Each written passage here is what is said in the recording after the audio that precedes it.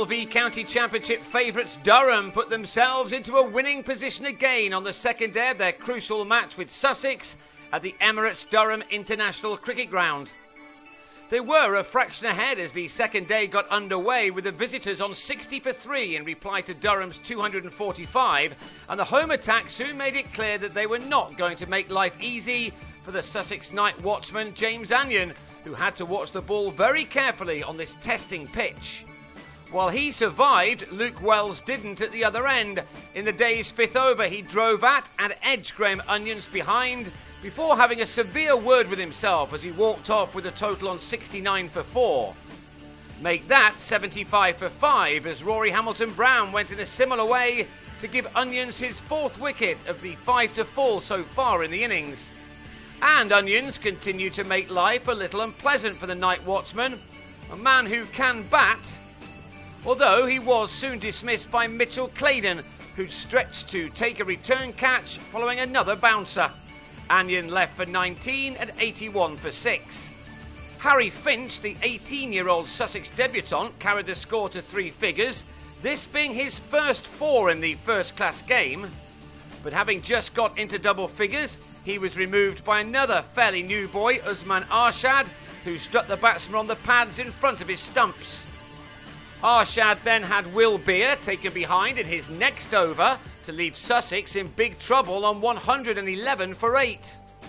And before another run had been added, it was 3 for the 20-year-old in just his second game as Steve McGoffin nicked off.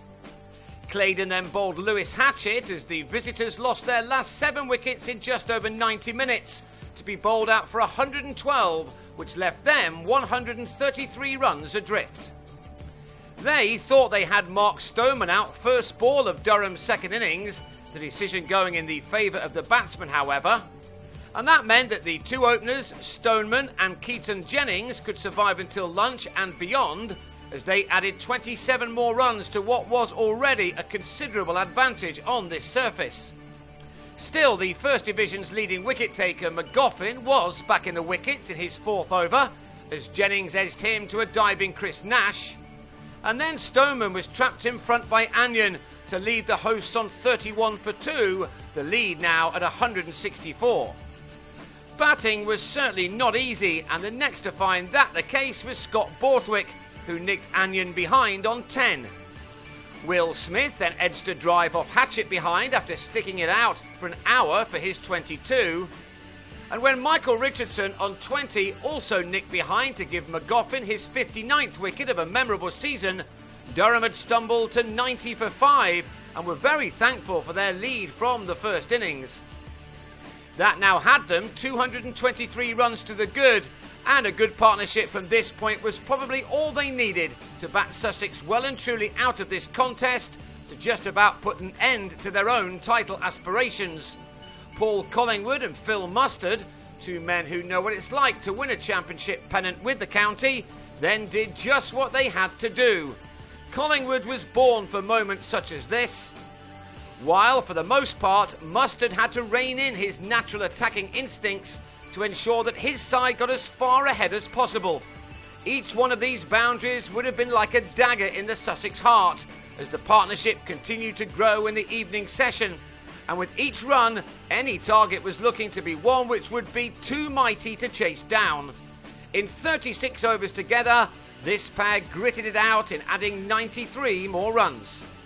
Collingwood was finally dismissed after nearly 2.5 hours, LBW to a ball from Nash which didn't get up. But before the close, Mustard had completed his 5th 50 of the 4-day summer, taking 119 balls to get there in an innings which had included 8 fours. His knock was the one which has finally taken this game well out of reach of Sussex, although day 3 will tell us a lot more about that.